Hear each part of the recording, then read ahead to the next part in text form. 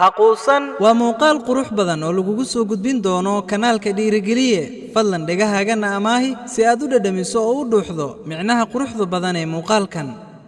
haquusan inay kuu rumoobi weysay riyadaadii qurxoonay darteeda ha u quusan ilaahay subxaanahu wa tacaala wax yar ayuu kaa soo daahiyey raxmaddiisa si uu kuu siiyo farxad kale haquusan inaad fashilantay darteeda ama inaad ka gudbi weyday marxalad noloshaada ka mida oo ay kula hartay ogow dhicitaanka qoraxduba waxay soo saaraysaa maalmo kaloo qurxoon i rumayso noloshaada waxay shabbahdaa riwaayad aan weli dhammaan waxaana jirta qayb kale oo kuu dhiman iyo tijaabooyin kale